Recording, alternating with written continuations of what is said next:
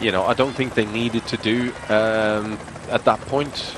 But yeah, it's always difficult until you know all the information, and ultimately when you sat in the team car, the information that you have is what the riders are telling you.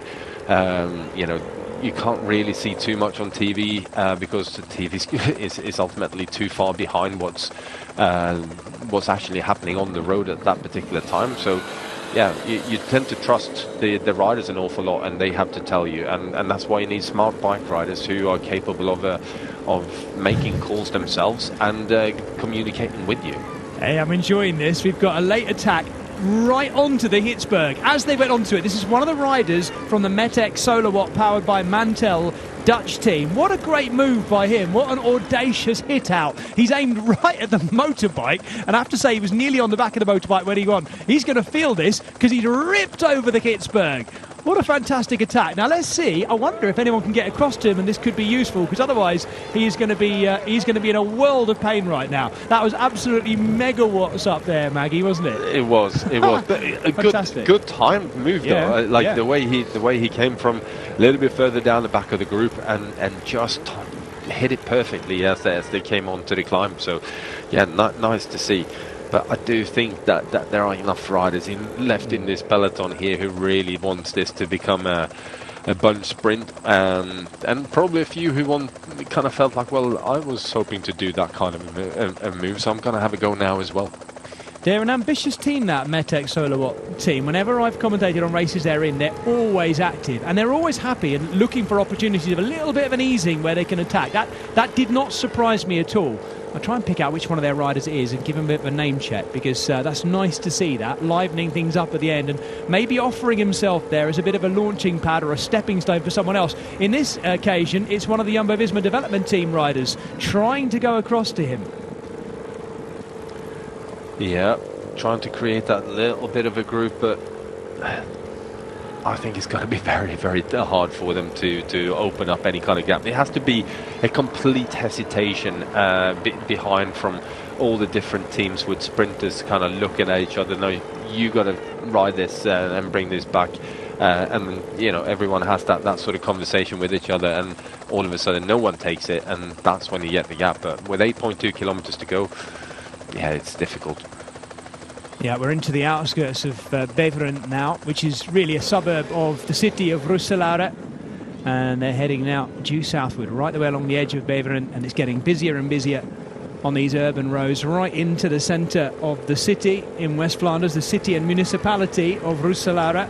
For the final time, they've been through here 3 times already, of course.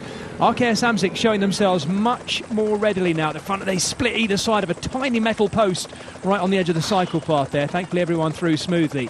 And these two still dangling out there. It's Jaap Roelen is the Dutchman for Metec Solowatt, who has put in the megawatts there up the Hitsberg. I'd love to see his data for that one, because I reckon that was max watts up there. Good riding. He's going to feel that. He'll do well to hang on if he can, because we are about to see the big build, I think, over these next 7.4 kilometres. Yeah, coming around the roundabouts up onto the next sort of the ring road around Roeselare, if you will, and then we're turning off that one as well. And from that moment on, it gets a little bit more technical. So quite a few sort of twists and turns on the way on the running towards the finish here now. Yeah, I suppose the advantage, Maggie, is that they have seen it. It's not like a run-in at the end of a stage race stage or something, which they've not taken in yet. This is a big loop. You know what? Some riders prefer to have seen it, and other riders prefer not to know it. If you've seen it before, everyone knows what's coming, and ultimately it tends to be more difficult to position yourself in. You know, for me it was anyway. I prefer for no one to know what's coming. Do your homework on the different map softwares, etc., to know what's what, and then just go in with that knowledge. If everyone has known it or knows it, then it tends to be so much more difficult to hold that position and fight for that position. And that is interesting. Right, there you go. That's a perspective I had not considered.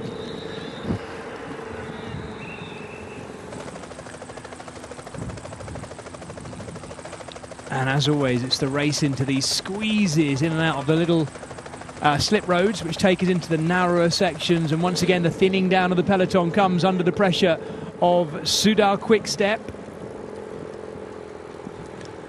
So all these corners, that's always strings the peloton out, and if there's enough of them, then you know, it tends to be very hard to hold your position. But looking down the group here now, and keep an eye on Caleb Ewan, because he just looks like he's out on a Sunday ride on the wheel of his teammates. He never ever looks stressed, even in the most chaotic situations. And you know, with all the corners and everything that's going on, he always looks calm, and that's the key thing with coming in towards finishes like that. Is the more calm you can stay, the more you trust your teammates, and you've got to believe it blindly that they will take you to the final, you know, couple of 100 meters and drop you off. I agree, Maggie. Every time we've seen him so far today, he's looked absolutely, but not a sign of stress. Nope. Very calm.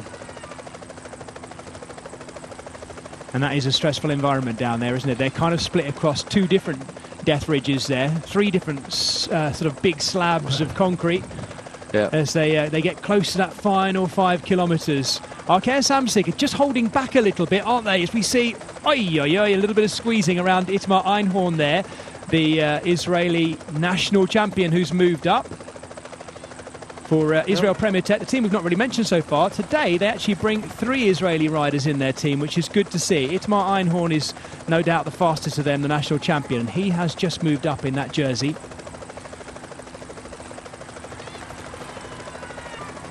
There was an interesting little fight there going into that corner. I'm not quite sure what that was all about, because it was clearly unnecessary at that point. This is a former winner of this race in Guillaume van Keursbach, the winner in 2014. It's not actually classified as a win in this race, because back then it was a national elite race, although the quality of field was nearly as good as this anyway. And van Keursbach has quite a lot of wins like that to his name in his career. He's actually going slightly off the front here, Maggie. I reckon he should persist with this. Why not? Why not? 4 kilometres to go. Yeah, you need that hesitation behind them. Yeah.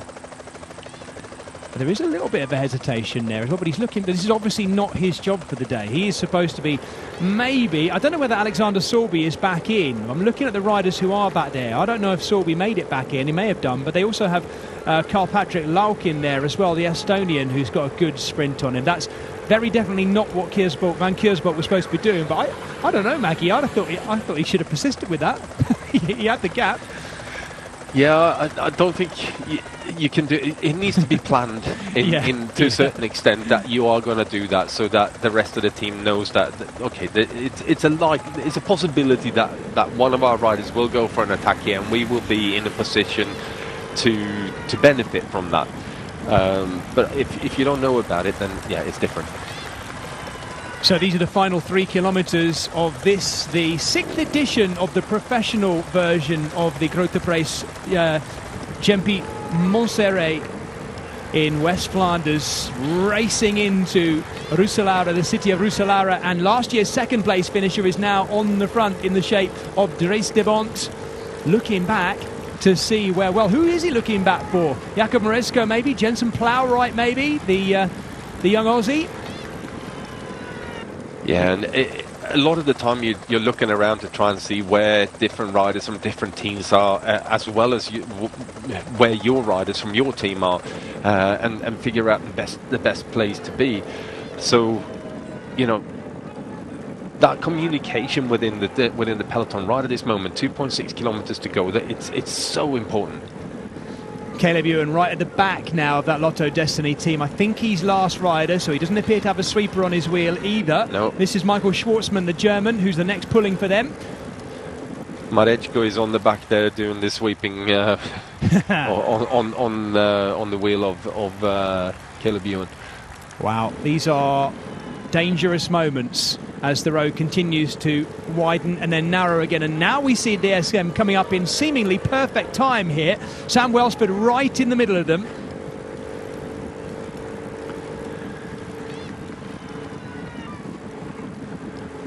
Long way to go. Long way to go. Still 1.9 kilometers. The timing of this is so important, because if you start going too hard too early, then you run out of riders.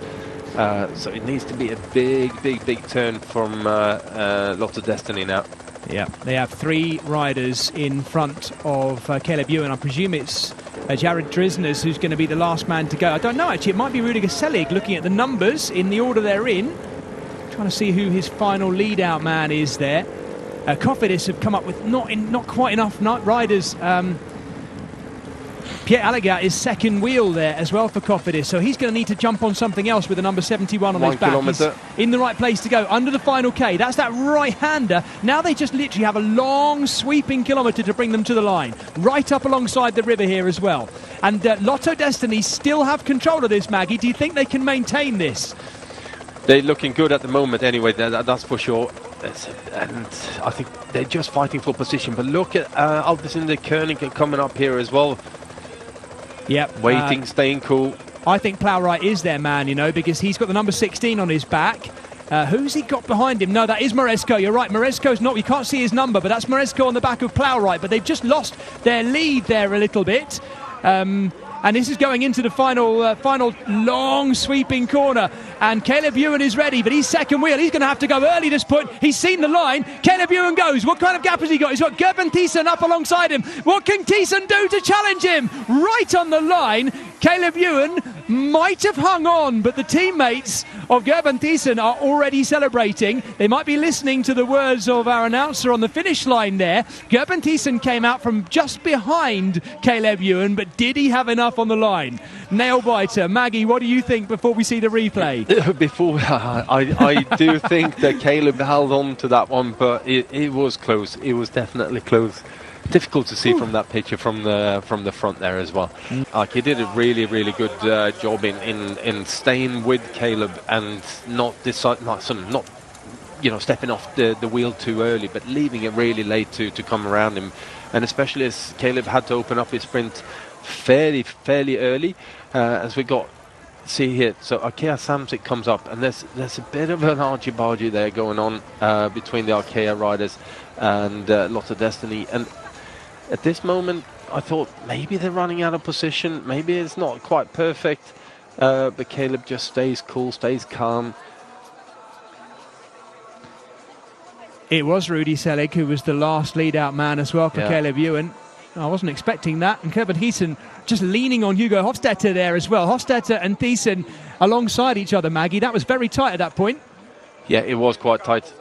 Really quite tight. But Thiessen coming through on and does such a well-timed sprint. I don't know. Wow. I'm not going to call that one. I don't know. I think the Lotto Destiny boys might be celebrating too soon. I mean, unless it's just after the dip. Let's try and see the line under their wheels, Maggie. Here we go. Thiessen was still...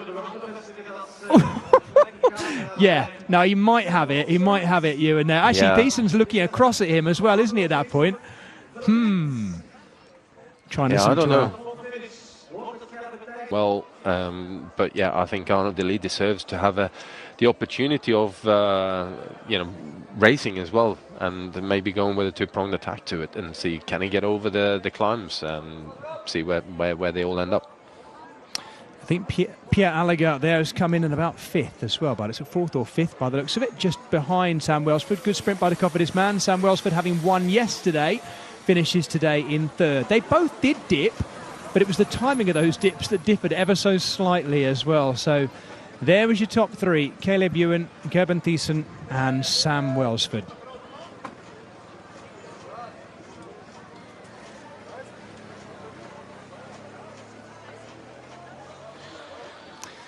So an opportunity for Caleb Ewan himself to have a look back and watch that sprint up against the exciting young Belgian, Gerben Thiessen. Nice shots there, Maggie, of the outdoor velodrome at Roeselare as well. Looks like it still gets reasonable use, which is good to see. Look at that. Yep. 2 Australians, 2nd and 3rd, Caleb Ewan and Sam Welsford, behind the new Belgian sprinting powerhouse of Gerben Thiessen, who gets the 4th career victory, ahead of Hugo Hofstetter, who should now take over the lead of the Lotto Cycling Cup, because he was second to Milan Menton at Le Samin. So he should be leading in their national series, which goes all the way through to August, where it finishes.